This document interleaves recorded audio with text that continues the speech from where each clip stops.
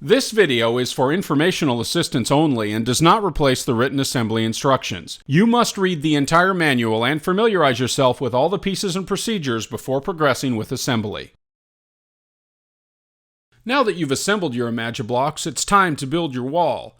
The wall we're building is 10 feet by 10 feet and will give you a basic understanding of how Imagibloks go together. This wall is built with 9 36-inch Imagiblocks and 3 12-inch Imagiblocks. Your wall will vary. Refer to Planning Your Wall Assembly or call for more instructions. And while there are many ways to build an Imagiblock, the main thing to remember is you have to stagger the blocks to ensure the wall's structural integrity. Plan out your wall so none of the seams line up. Start by attaching your first block to a solid wall. We're building this wall with a simple support wall on both sides. The blocks at the base of the wall are assembled with the merlons or cones facing toward the interior of the Imagiblock. The blocks on the bottom level must be attached to one another with an Imagiclip.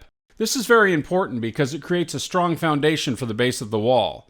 If the Imagiblocks are lying on the MDF face, simply place the Imagiclip between two Imagiblocks and gently tap it into place, seating it securely on both sides. If the Imagiblocks are in the upright position, place one side of the Imagiclip under one of the Imagiblocks, then lift and set the second Imagiblock into place, seating it securely on the Imagiclip. The wall sections are temporarily held together at the top with an extra connector block. Now the two sections are one solid piece. We're adding a second section to our support wall. We place the side with the merlons facing out into the bottom block, ensuring it locks into place.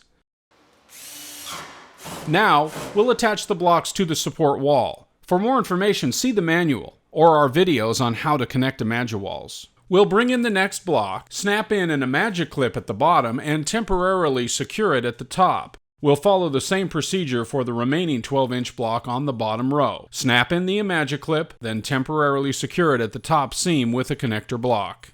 Next, we add a second row to our wall. The blocks on the second and third rows must be assembled with one set of cones facing out. Place the block cones down into the block of the first row, making sure it seats. We add a third row to the support wall, then secure the Imagiblock to it. We remove the temporary connector block, bring in the next block and put it in place cones down. Now, we place the first block of the third row and secure it. The pattern continues. Bring in the next block, place it cones down, and temporarily secure it with a connector block at the seam. We've added a second support wall that's 2 blocks high. After securing the first row to the support wall, we'll put in the last 36-inch block on the second row. We add a third block to the support wall, then secure the second row. Now we'll finish the final row. We secure the block that's already in place, then place the second block, cones down, and add a connector block over the seam.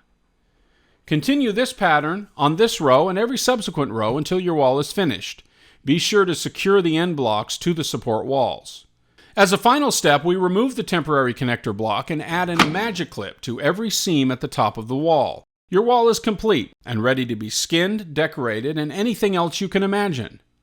Thank you for watching. This video is for informational assistance only and does not replace the written assembly instructions. For more information, please phone 844-949-2557, email info@imagispace.com, or visit imagispace.com.